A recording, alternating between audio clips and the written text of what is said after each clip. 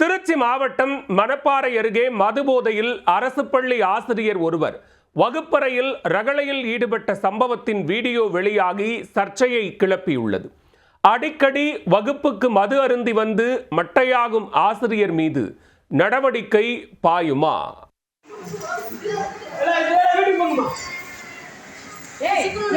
இதுதான் எங்களோட ஸ்கூலோட நிலவரம். எங்கள் ஸ்கூலுக்கு நிரந்தரமான வாத்தியார் யாரும் இல்லை. எங்கள் ஸ்கூலோட வாத்தியாரோட நிலவரம் இதுதான். நீங்கள் நல்லா பார்த்துக்கோங்க.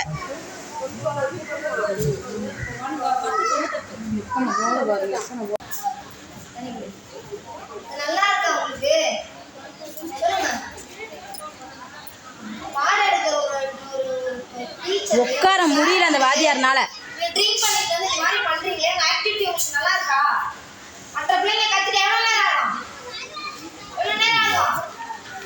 திருச்சி மாவட்டம் வயமலை பாளையத்தில் உள்ள அரசு தொடக்கப் பள்ளியில் கடந்த ஆண்டு 35க்கும் மேற்பட்ட மாணவ மாணவிகள் பயின்று வந்த நிலையில் நடப்பாண்டில் 25 மாணவர் மாணவிகளே பயின்று வருகின்றனர். இப்பள்ளியில் பணியாற்றும் ஒரே ஆசிரியர் ஆரோக்கியராஜ் தான் இதற்கு காரணம். தினமும் மது போதையில்தான் இவர் பள்ளிக்கு பாடம் நடத்த வருவார் என இப்பள்ளி ஊழியர்கள் தெரிவித்துள்ளனர். தலைக்கேறிய போதையில் நிற்கக்கூட முடியாத சூழலில் வகுப்புக்கு வந்து மட்டையாவதும் மாலை எழுந்து வீட்டிற்கு செல்வதும் என அட்டூழியத்தில் ஈடுபட்டு வந்ததாக தெரிகிறது. இதனால் மாணவ மாணவியரை பெரும்பாலும் பள்ளி தூய்மை பணியாளர்கள் கவனித்துக் கொள்வார்கள். தொடக்கப்பள்ளி மாணவர்கள் என்பதால் ஆசிரியர் ஆரோக்கியராஜின் அட்டூழியம் வெளியே தெரியாமல் இருந்தது. மது குடித்துவிட்டு பள்ளிக்கு வரவேண்டாம் என எச்சரிக்கும் பள்ளி தலைமை ஆசிரியரையும் இவர் மிரட்டி வந்ததாக கூறப்படுகிறது.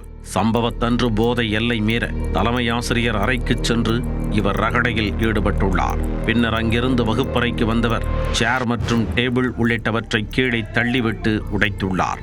இதனால் வயமலைப்பாளைய பள்ளிக்கூட மாணவர்களின் கல்வி கேள்விக்குறியாகியுள்ளது. ஏற்கனவே இவர் மீது புகாரளித்தும் அது தொடர்பாக நடவடிக்கை எடுக்கவில்லை என கூறப்படும் நிலையில் ஆசிரியர் ஆரோக்கியராஜை உடனடியாக பணி நீக்கம் செய்ய வேண்டும் என சமூக ஆர்வலர்கள் கோரிக்கை விடுத்துள்ளனர்.